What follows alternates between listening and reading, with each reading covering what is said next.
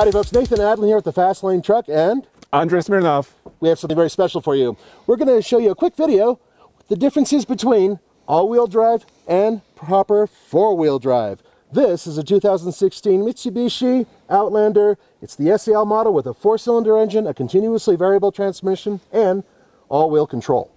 And I have the 2016 Nissan Frontier with the Pro 4X package and a proper 4x4 system. I of course have the 4-liter V6. Both these vehicles are going to go into the snow, into the deep, up here in the Rockies, and that's going to be coming up next. It's snowing, I'm a little bit worried. Yeah, nothing to worry about.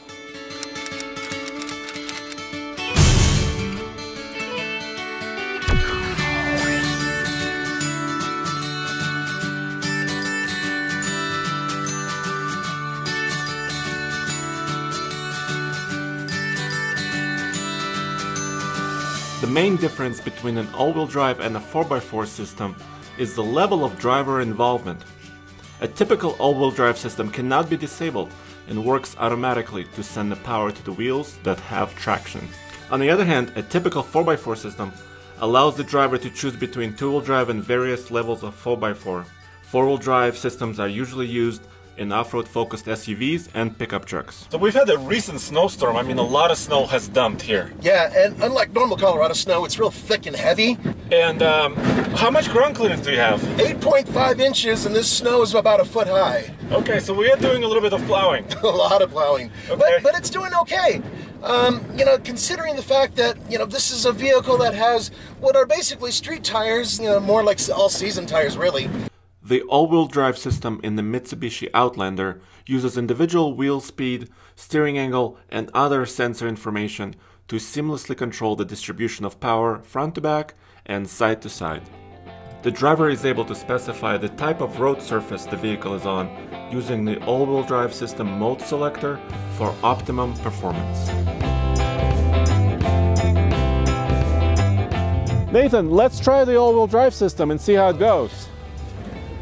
Here we go up Gold Mine Hill, which, yeah, we'll see what happens with that. He's making fresh tracks, and he's going up.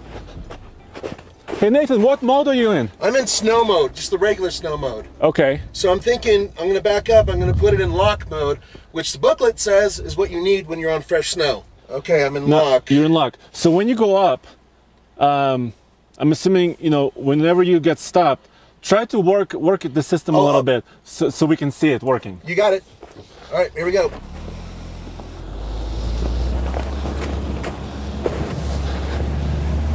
Oh, I mean, these two wheels are spinning at the same rate, but the back wheel here is not. I mean, there's only so much you can really do when you're in really deep snow, no matter how good your system is. And frankly, this snow is just too deep.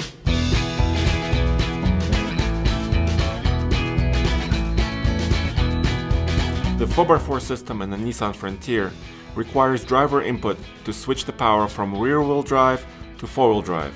If that is not enough, slower speed off-road crawling is enabled using the low gear range selection. The electronically locking rear differential makes sure both rear wheels turn at the same speed for more traction. I mean, this is a proper four-wheel drive truck, and it also has a locking rear diff, right? Exactly. This is the Pro 4X version. I have 8.9 inches of clearance in the front at the front diff, 10.1 in the back. Okay. So effectively my clearance is 8.9. Yeah. But I'm in four-wheel drive high, and I do have an actual knob that I can control between two-wheel drive, 4 high and 4 low. I also have a rear locker. Yep. That works electrically. And these are Hankook tires? Hankook Dynapro ATM. ATM. It gives you money when you drive. Well, what do you think so far? But I mean, I feel in control. I'm not sliding sideways. No, you're not. The truck is really tracking true.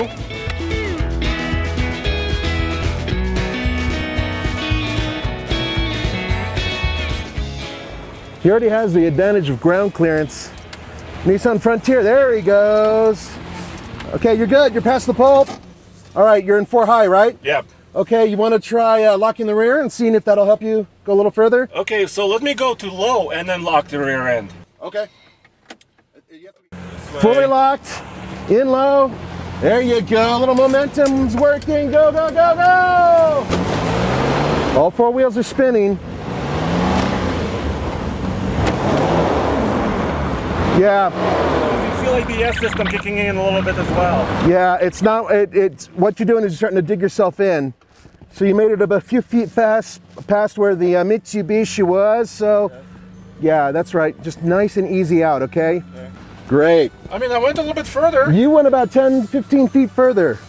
Pretty impressive considering. I have a feeling a lot of trucks wouldn't be able to make it up any further past that point. While the 4x4 system and dedicated snow tires went further up the snowy Goldmine Hill than the all-wheel drive vehicle on all-season tires, if the hill is too steep and the snow is too deep, no vehicle can make it all the way up. You know, with all the snow on the ground, about a foot, yeah, I was really worried about the Outlander's performance, but it did great considering the conditions, and the all-wheel drive system actually worked well. I saw three wheels spinning. It was trying. It was, and it's fortunate that it let me go between different modes, because at one point I did have to go from snow, which was basically just the regular roads, to the lock system, which allowed the vehicle to really get in there and start churning up the wheels and getting it to move. But at the same time, as you saw, it only made it so far up the hill. But considering the tires and the fact that this is basically a wagon, it did really well. This vehicle, this really impressed me. My God, it just felt like I was in a tank. Well, it's a classic 4x4 system, right? You know, all I had to do is go to 4 high, then 4 low, activate my rear locker, and then the traction control system and ABS all worked together. And it got me further. Of course, I have the winter tires. Yeah, I mean, these tires were pretty good too. You have to admit, they self-clean pretty well too. But this is probably the worst condition we've ever had on the Goldmine Hill. Yeah, by far. And we weren't expecting much, and frankly, I think we did really well. It's so easy. It's so different. We just took our old Jeep Wrangler, our former Jeep Wrangler, which is also a 15, I believe, and we brought it up here, and yeah, this is doing it a lot easier.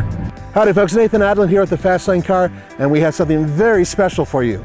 This is not the Motor Mountain USA Jeep, no. This is actually known as the Bavarian Jeep.